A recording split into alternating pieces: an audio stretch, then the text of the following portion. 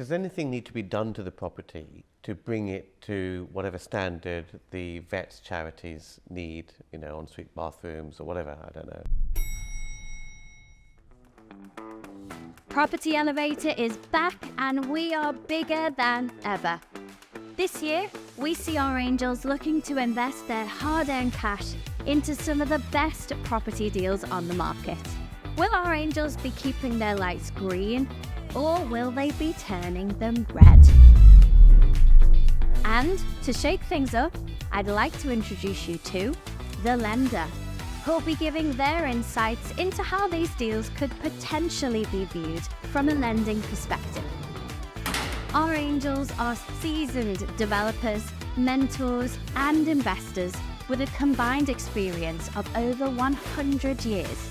They are Paul Mahoney, Ranjan Bhattacharya, John Howard, Hayley Andrews, and Nicholas Walworth. Unlike the angels, our lender, Scott Marshall, can't shake hands on any of the deals. So, it's up to our candidates to impress one of the 5 angels for that all-important guidance and cash. So, let's meet some of the hopeful candidates pitching their deals on today's show. Hi Greg, welcome Hello. to Property Elevator. Thank you. Tell me firstly a little bit about you and your background. Well, I came to from America Yes. to Wales in 1990 to stay for 12 months, and I ended up staying. I'm still here. I did a master's degree, and then I did a master's in business, and started working with companies around the world. And then I started doing properties. Did my first 4-bed, 1-bath conversion into 7-bed, 13 license. Wow. Got a commercial valuation, and then started from there and just kept going. Well, best of luck. I know you. this means a lot to you. We're all rooting for you. Thank you. And I can't wait to chat to you when you get out and wish you all the best. Thank you so much. All right. Thank you. You head up those Okay. stairs.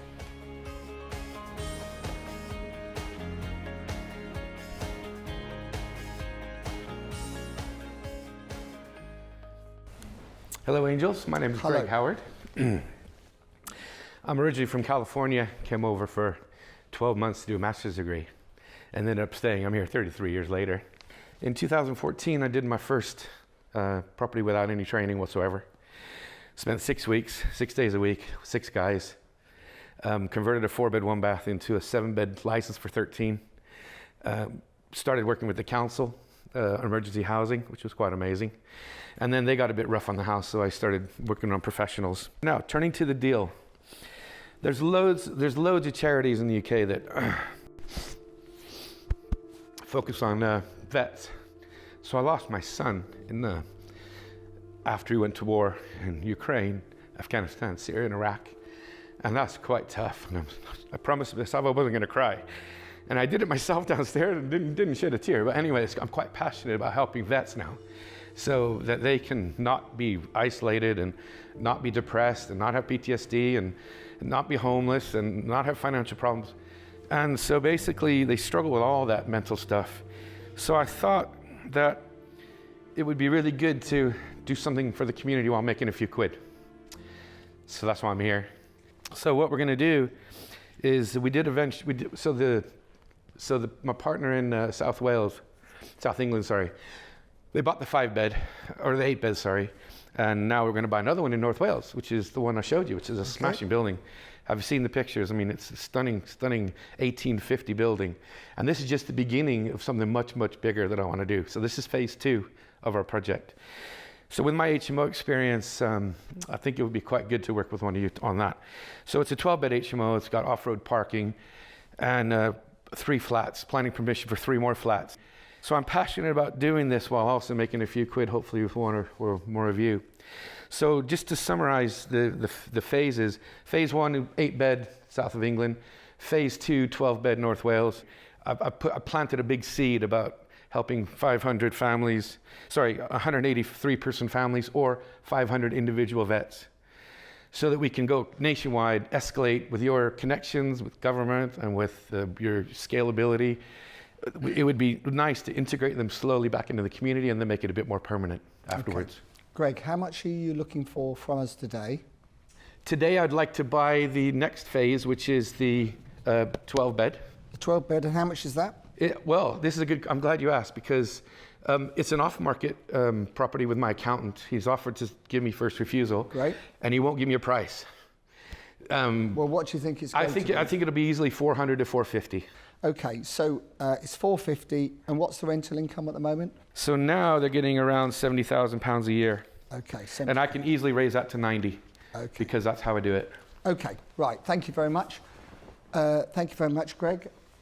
Who would like to go first? Can I ask about the lease? I'm really interested to know the leases you would get from the council, or is it the lease would come from the charity and there's funding from the government as well? So can you just explain where the tenants would come from in your model and how that's funded and what sort of length of lease you think you would be able to negotiate? In my view, the longer the better. Yeah, absolutely. So tell me a bit about that. The please. charity has wrapped itself around these various vets, and they're moving into the house in the south. I've got loads of contacts with vets in the north, and we're still negotiating the final bit. There is a bit of a risk there because we're still negotiating it, but it's going to happen. They've promised 60K rent to take the house on completely. This one here. Yeah, and you know, we'd be aiming for 4 or 5 year leases like I used to do with the council, which is quite handy. Okay. So the longer the better, I agree.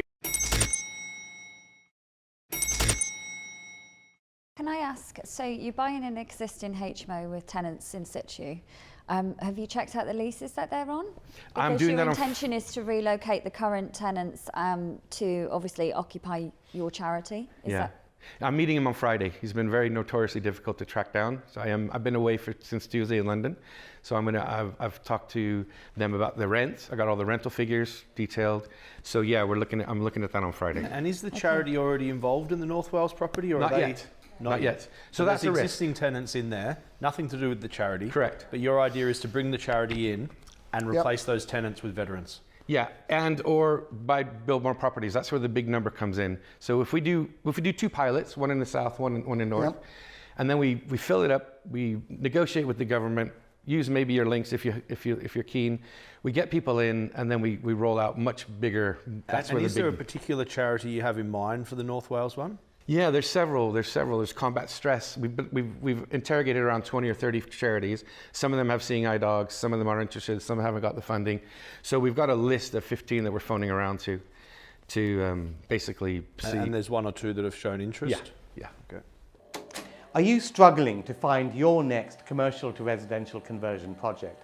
Well, over the next 2 years, virtually every UK bank branch will close. Banks are fabulous buildings in prime locations, and thanks to permitted development rights, they're really easy to convert to alternative uses under a light touch planning regime. My team have put together a list of over 500 UK bank branches which are poised for imminent closure. And for a limited period only, you can download this list absolutely free. Your next commercial property project is on this list, so download it now and enjoy the rest of the video. Does anything need to be done to the property to bring it to whatever standard the vets charities need, you know, ensuite bathrooms or whatever, I don't know? Yeah, there's 3 flats, two beds and a 1 bed. And there's planning permission for 3 more. And the outside looks a bit tired, but that's neither here nor there. The inside is all totally livable. It's so the, you know, I think I put £1,000 in my deal analysis spreadsheet.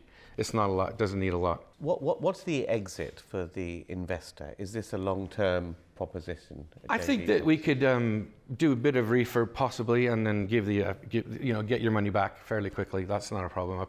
I did a spreadsheet deal analysis showing 75% loan to value. You know, we could refinance it, pay the investor back, because I think it's a really good cause. And I think if we can give back to society and make a few quid, what's wrong with that? Scott. So, I'm going to give you a bit of a balanced view, if I can. So, first of all, almost every good lender that I know of, the ESG will be at the heart at the moment of their business. Yeah, and ESG isn't just about environment, it's about social as well. And giving back to society is something that all good businesses want to do.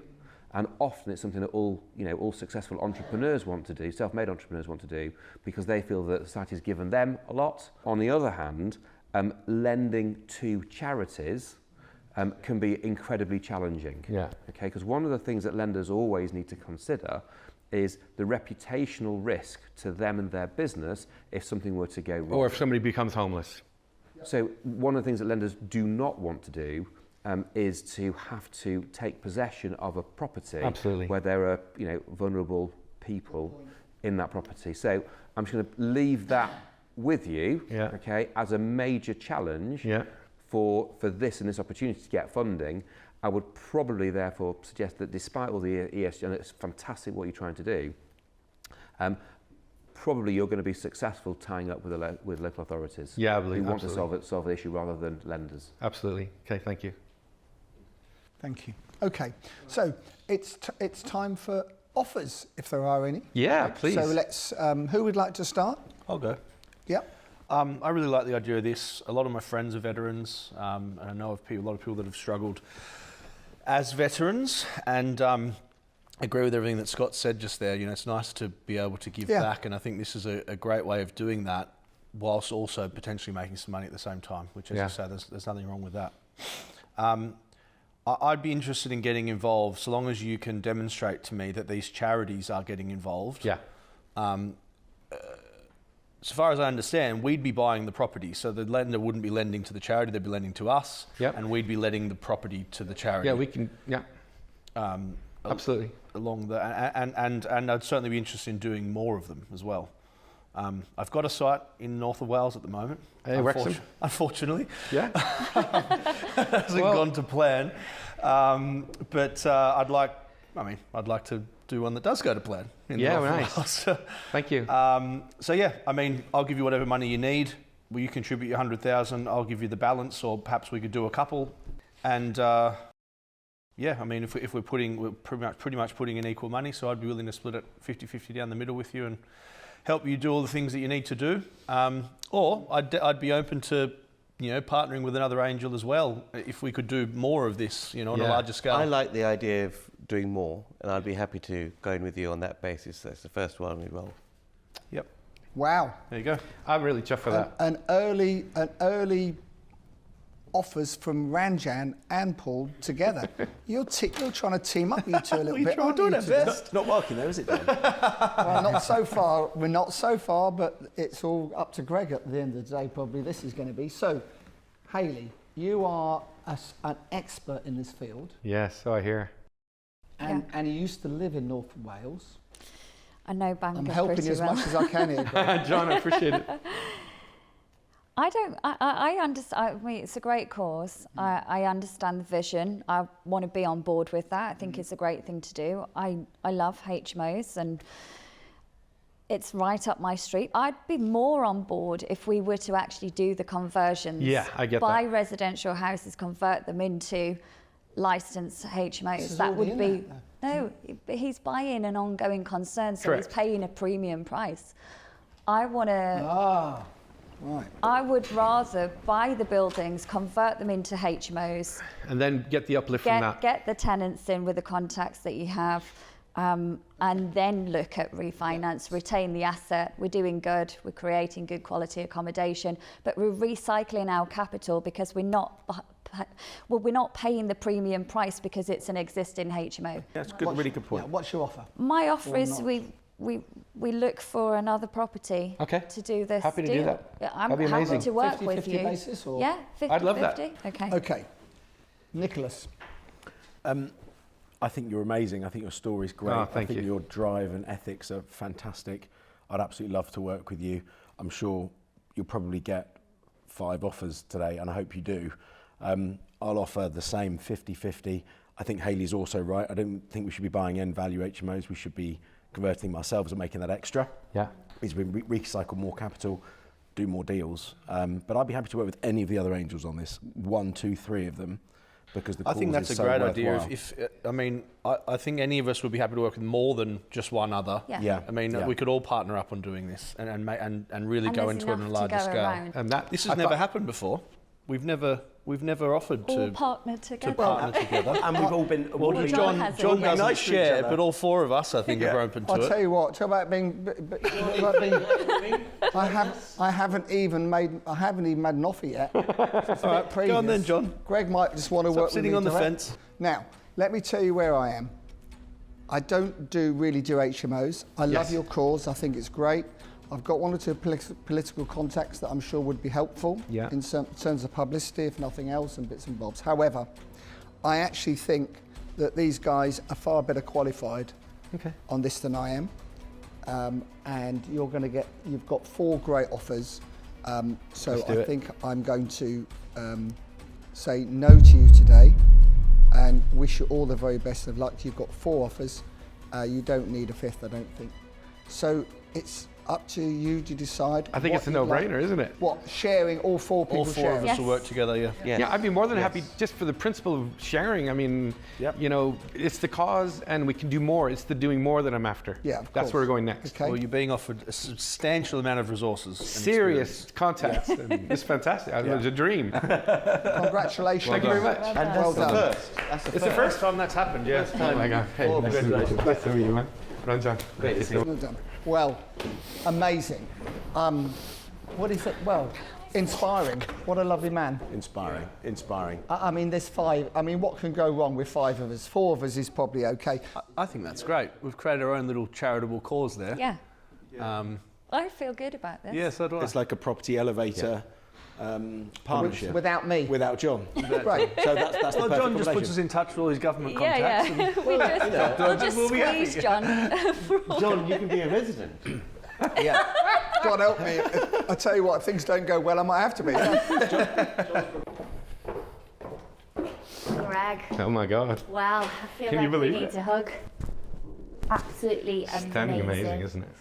Absolutely fantastic, yeah. And that is actually a property elevator first. There's never been 4 angels that have partnered up together before. So you've got Ranjan, Nicholas, Paul and Hayley on your team. That What a alone, team to have. that alone is worth its weight in gold, isn't it? Yeah, yeah. How was the whole experience Oh, for you? fantastic. I did kind of lose it when I was talking about, you know, my stepson, but basically I was playing on the social impact, make a few quid, do something for society. Absolutely. And I had a feeling they would grab that, but Yeah.